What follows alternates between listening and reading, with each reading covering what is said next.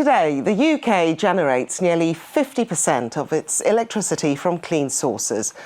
With around 500 members, the REA, that's the Association for Renewable Energy and Clean Technology, is the UK's largest renewable energy and clean technology trade association. We spoke with Trevor Hutchings, their CEO, to learn more about the further work and investment needed to ensure we meet our 2050 net zero emissions target. Trevor Hutchings, thank you so much for joining us today. Now, just tell me about the Renewable Energy Association. What exactly do you do? So we're one of the largest trade associations for the renewable energy sector in the UK, and we represent around 500 member companies, and we're advocating for a future built on renewable energy. And so our work involves being the voice of our members into government. We also run events, thought leadership, training, and other activities that really facilitate the move to renewable energy. OK, we saw recently that the last coal power station closed here in the UK. You must be very happy with that. That is an amazing milestone. Now, look, clearly, there are going to be impacts of that for the people working there, but this is about transitioning our whole economy and our electricity supply to renewable energy and removing coal, which was about 30% of our electricity only just a few years ago, removing that off the system to be replaced by clean energy, which in turn is very secure and is also generating new job opportunities and growth opportunities going forward. Now, the country wants to be net zero by 2050. That's a big goal. How are we going to do it energy-wise? What would you say are the top things that we need to do at the moment? Yeah, no, it's a massive goal. And I think we should first actually recognise how far that we have come. So today we're about less than 50% of the carbon emissions that we were in 1990. And the electricity coming into our homes and businesses today, 50% of that is from clean sources. So we've made some tremendous progress, but we've now got to get the job done and move to completely net zero by 2050. I think the main things that need to happen there is we need to stop burning fossil fuels.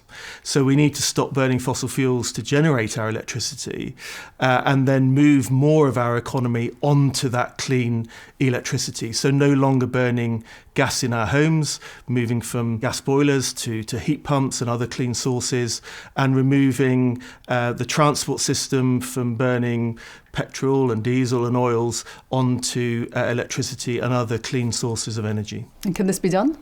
It certainly can. By 2050? Because we are halfway there already. But the challenge is such that under the current policies and the current trajectory, we won't get there.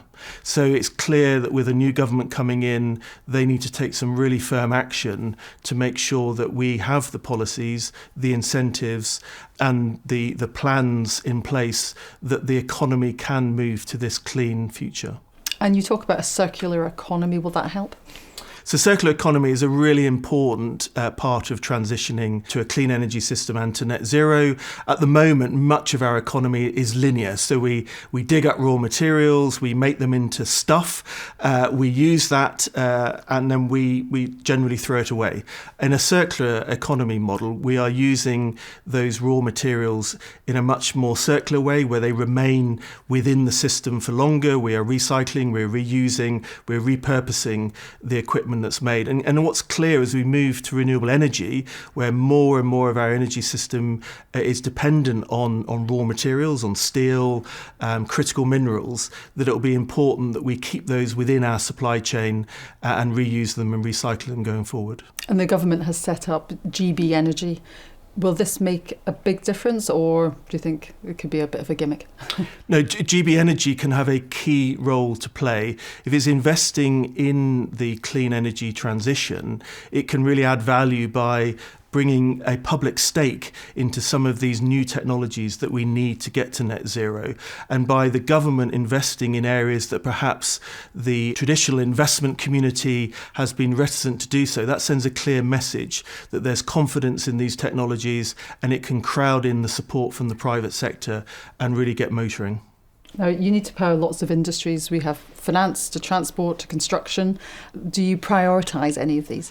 Well, the shift to net zero actually is a challenge for every aspect of the economy. It's a system change. So whether it's the finance community that need to be really helping with green finance products and investing in the new technologies, whether it's insurance companies insuring the new asset classes that are coming forward, or whether it's actually just everyday businesses that are using energy, making sure that they're aware of where that's coming from, how they can reduce their energy consumption, and how they can move forward in a net zero way.